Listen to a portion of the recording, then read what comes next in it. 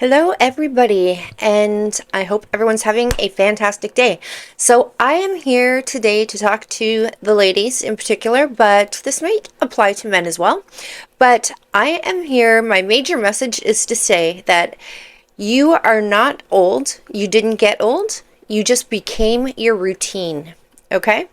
And becoming your routine is a finicky thing because routines, once you really get into them and you really have a routine that is ingrained in your being, they're quite sticky, right? You get stuck in them, and the routine itself isn't a problem. It's not a problem at all. Routines are great. They're healthy for us. They're good for our mindset and like cognitive peace. However, it's what you are missing out on, and it is the opportunities that you are not having access to because you're so stuck in your routine that there's no room for anything else. Okay, you can't see outside your four little walls of your routine. So this is what I'm here to talk to you about today, and I'm going to talk to you about it in three categories and what you can do to not be aged by your routine, because it will age you. All there is to do when you have become your routine is to let time pass and just get older and roll with it. And we're not going to do that. I'm not going to let it happen to you. So I'm going to talk about your appearance, first of all, your looks, your appearance, everything to do with it, how you dress, all of that, your environment, and your lifestyle. So let's start with your looks. So tell me you didn't turn 40 and lop your hair off, because that used to be a thing. That was a thing. Like, women when they're older need to cut their hair short. Your hair gets more coarse, or it gets finer, or this or that. Well, there's a million talented hairstylists out there that can do a hell of a lot. We also have hair extensions. We have all kinds of opportunities to do a million different things with our hair other than chop it off because of a birthday. Okay, now I have nothing against cute little short haircuts. I have nothing against those little bobs, those little French cute blunt bobs. Very tempting. I have a hard time not doing it. You guys have seen me with short hair, anyone who's been a viewer on my channel, and you've seen me with no hair. And I again soon will have short hair, and let me tell you, I'll be getting extensions put in that hair very quickly, because when you're younger, you can rock that cute little bob and that short little blunt cut, and it just looks like you got yourself a cute little haircut. But when you're over 40, let me tell you, it just screams, I'm over 40. So, and I'm 100%, I'm telling, it's like everybody's mom's haircut, okay? And you don't want everyone's mom's haircut, because you're not everyone's mom, okay? So don't turn 40 and chop your hair off. Look, if you're looking for change, and we should always be looking to do things that change our appearance. And when we get into the other topics in this conversation, then we'll discuss change in those areas too, because inevitably change in every aspect of our life is what's going to keep us young and keep us vibrant and keep us engaged and excited and living, and change is the key to youth. Okay, so do something with your hair, change it up. And in fact, I encourage you, one of the topics I was going to say when it comes down to looks and appearance with regards to not being stuck in a routine is to change up your appearance. What I want you to do is I want you to feel sexy again. I want you to feel attractive. And I don't mean trashy. I don't mean sleazy or low class. I mean elegant and intellectually sexy. And that woman that, has it all, that can be, I don't want to say the phrase, but you know what I'm going to say, like a wild one at home, but a princess in public. That's the nicest way I can think of saying it. So what you need to do is change up your appearance. So I want you to get on Pinterest, start looking up styles, look up women that have looks about them that you think look alluring or attractive or seductive, but in a way that you like, and in a classy, sensual, engaging, alluring way. Okay, that kind of sexy, like that kind of sensuality is what you're looking for. That's what you want. And you want to look for that, and I want you to pick out 2 or 3 aspects of their appearance that you think you could pull off, even if you wouldn't, even if you don't think you'd cross the door like that. 2 or 3 aspects of their, whether it be their outfit or their makeup or their hair or how they style their clothes, even if it's just jeans and a t-shirt, the way they wear them, there's something about it, the way they paired them with a certain pair of shoes or something. Pick out some things, pick out 2 or 3 things, and I want you to try to shop your closet, shop your makeup drawers, whatever, and try and emulate 2 or 3 of those things, even if you don't plan to go anywhere. And then I want you to take some pictures of yourself in the mirror, okay? And I want to tell you something. There is a phenomenon where we don't look the same. We don't look as good in our photographs as we do in person. And that is a real thing, and it's true. And it's not like the camera adds 10 pounds, which it does. It makes us look heavier. But we're not going to always, I want you to realize and recognize this, though, that you can look fantastic in the mirror and then take a picture of yourself and be like, I looked good before I went out. Why do I look so freaking hideous? And it's because we don't look as good in photos. And a lot of it has to do with mirroring and sometimes facial balancing and the way we're holding ourselves, and we are holding our faces if we know a photo's coming and that sort of stuff. So there's so many things to it, but it is a fact. So when you see those photos, don't be ghastly like, oh, hideous. No, just take the photos, but then look at, so you have a point of reference of an outfit, okay? But look at yourself in the mirror and compliment yourself. Look at yourself and pick out one thing about your body in one of those outfits or one of those copied, sort of like imitated outfits or styles, or whether it be a posture or a pose that a woman was wearing in one of your Pinterest inspiration photos, and see if you like any aspect of it, even one aspect of it. And then I want you to try to think of how you can incorporate that sort of style, that sort of feeling and vibe into your everyday, okay? And after clothing, I want you to look at your makeup and your hair. I want you to get on there and look up different ways to wear makeup and hair. Now, how you wear yours right now might be just fine. It might be fine, but it's probably the same way you've been doing it for 5 to 10 years. And change is what we need.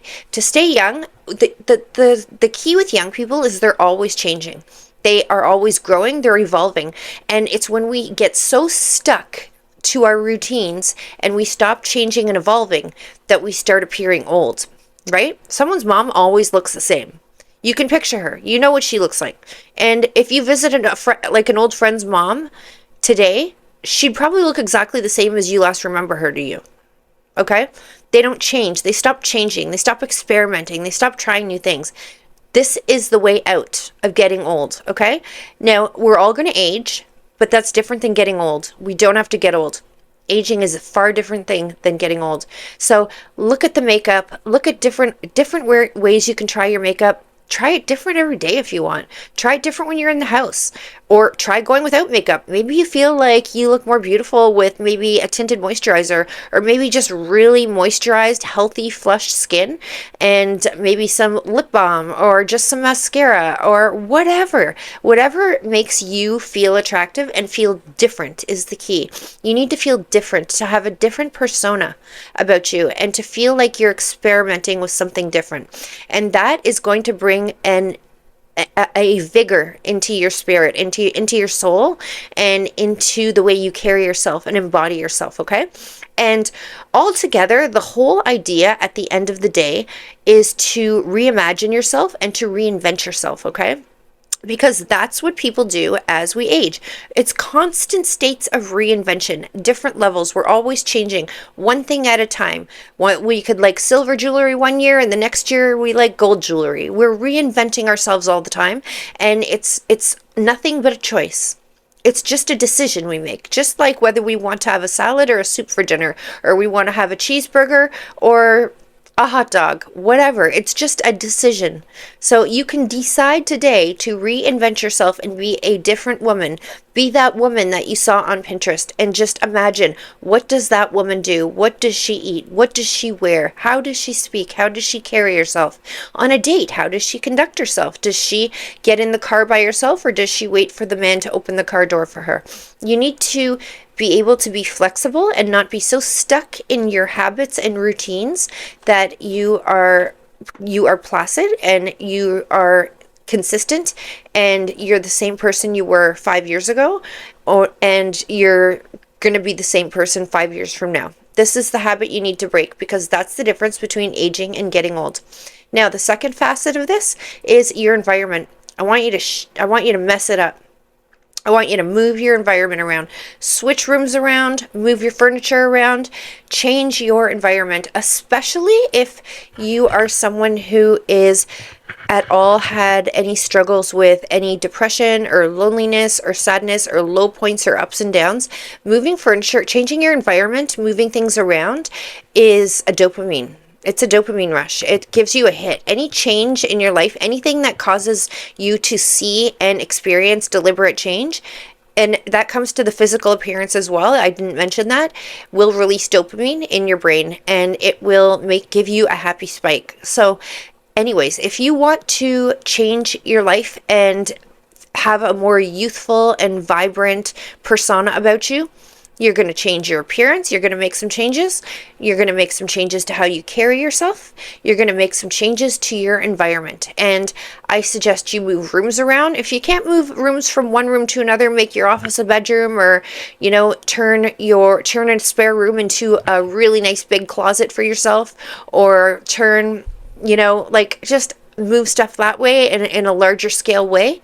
Move a room around, shift it around, move your bedroom around. Make sure the sunlight is shining on your face first thing in the morning. Move your bed so that the sunlight hits you right in the eyes and you wake up with vitamin D smacking you straight in the face. Okay?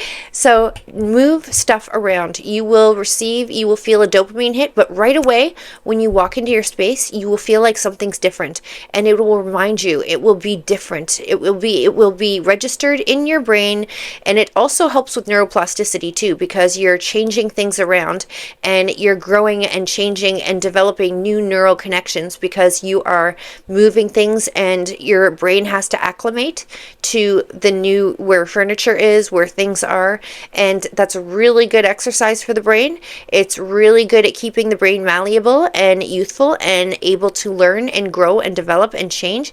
And moving furniture, and it's like a cheap way to redecorate. Okay? If you have the money to redecorate and refurnish your place, that's the winner. Like, go for it. Do it. Even if everything you have is beautiful, donate it. Somebody needs it more than you, and redo it. But if you don't, just move stuff around. Move your furniture around. Create a new you. Do some research into I don't know if I'm going to say this correctly, feng shui, or into how to make rooms feel more cozy if that's your vibe, or more modern, or more simplistic, or more elevated. Look into what you like. Again, go hit Pinterest, get on there, look for inspiration. Go on YouTube and look up YouTube videos on, this is the vibe I want. How do I accomplish that vibe? How do you move a room around to accomplish that vibe? What sort of deco is going to help me accomplish that vibe? And I'm telling you, if you want to be creative, it is endless, the opportunities of what you can do, okay? And changing your environment is a huge, huge one of those. If your car's a mess, clean your car. Be that woman. Like, I'm not going to have a messy car anymore. Clean your files. Organize your files. Or get yourself organized. Change your environment so it suits you. Not that you fit into the environment that you've created and you've become stagnant in, like a goldfish in a bowl. Okay? Your environment can trap you. It can be a trap. Don't let it own you. You own it, okay? I know it sounds extreme, but it is the truth. Move it around. Make it suit how you feel comfortable. Don't make it so it's just like the same as it was 5 years ago, and it's going to be the same 5 years from now, okay? Change it up. Change is again the key. We need to facilitate change in every aspect of our life. And now I'm going to talk about your lifestyle. If the hobbies you have, the friends you have, the routines you have for socializing are the same ones that you've been doing for 2 years, if you go to a Pilates class or a yoga class or a table tennis class at the same time every week, switch it up. Hit another class. Go to a new gym. Go somewhere different. If every time you and your girlfriends go out for coffee, you go to one place, suggest a new place. If you don't go out, if you're someone who it's Friday night or Saturday night and that's your night that you always sit in and do this, say, you know what, I'm going to do that one night, but the other night I'm going to go out. And if you don't have friends that you go out with, invite somebody out. And if no one wants to go out with you, get yourself dressed up and get your butt out there and have yourself some mocktails or an alcoholic drink, whatever it is that you're into, and socialize if you're confident. If you're not, keep doing it and you'll become confident. And carry yourself with confidence. And if somebody asks you, what are you doing here? You don't have to admit that you're alone. You can say, I'm waiting for somebody. Or you can say, I just got ditched and I'm out. And I have mentioned this on my channel before. I've done this and I do it. And it's come to the point now where I've made friends and now I have friends to go out with. But I didn't have friends to go out with when I first started doing this. I probably went out 6 or 7 times by myself before I had acquaintances that expected me to show up because I was showing up and going out alone, but I didn't have friends to actually call and say I was going to go out with until I was out quite enough times that it was to the point, the friendships developed to the point where we exchanged numbers and said, okay, we'll meet at this time. Okay. And I met friends. Pardon me. I need water. I can't function without it. And you need to get out there and socialize. I'm trying to do this. If I am a runner, I get up at 4:30 in the morning and I run. I'm stopping it. It's stopped. I've stopped it actually. It's done. So it's been something I've done for years and years and years. And I've decided I need more sleep in my life and I'm not getting enough. I was getting between 4 and 6 hours sleep for about 3 years. And I'm thinking, that's really unhealthy and it's not sustainable forever. And it probably doesn't help contribute to me being the very best and the most efficient and effective that I can be. So I've decided to set my alarm an hour and a half later, and it's hard because I didn't wake up with an alarm before. I just woke up. So I still just wake up, but I force myself to go back to sleep or stay in bed until my alarm goes off. And now I'm at the point where one day on the weekends, I sleep in and I'll sleep until 9 or 10 o'clock. And I know that's not a crazy sleep in, but it is for me and it feels amazing. And I'll wake up early still, but I am able to get back to sleep and it has changed me. So I've decided to one day on the weekends have a slow morning. And that's what I call it. That's my slow morning. And I will maybe stay up a little later the night before when I would normally be in bed at a certain time. But I will have a slow morning and I will do nothing. And if I want to write, or I write courses and I write educational material, and that's something I would normally do after my run, get up at 4:30, go for my run, and I was really effective, I don't do it. I do nothing. I insist on just having some tea or some coffee. I will flip through a magazine, read a book, try and chill, and force myself to do nothing until noon. And then afternoon, if I want to work, I want to get stuff done, then it's a free-for-all. I can get stuff done. But that is a change to my routine, and I'm changing it. I'm getting more sleep, and it's making my weekends feel more like a weekend instead of every day is the same routine. Every day is like Groundhog Day. Now I feel like the weekend's actually something different. So it's an event that's coming up, and now every day isn't just a monotonous repeat of the day before. Okay? And if you're someone who sleeps in every day, do it the opposite. Make one day on the weekend a day you get up early, and you change things up that way. So there's so many ways to change your routine. If you usually are a showerer in the morning, have your quick shower in the morning, but plan that maybe 3 nights a week you soak in a nice hot bubble bath and have your shower in the morning so you're already clean. I know there's some people who are finicky about having baths. They're like, oh, I don't want to bath in dirty water, blah, blah, whatever. Make sure you have a shower, jump in the shower, clean yourself off, and run a beautiful, hot, relaxing bath. Have a nice hot cup of herbal tea beside you, maybe read a book, light some candles, and play some really relaxing music and do something for yourself, like have a date yourself night and just relax. And even if it's an hour out of your night, it's something for you to look forward to, and it's something different and new. Okay, the point is something new. Pick a book that you would never normally read. Hit the bookstore, choose a book, or get on Amazon, order a book that you would never typically read and read it. Watch a movie you would never typically watch. I don't watch TV and watch movies, and I haven't in probably 5 years.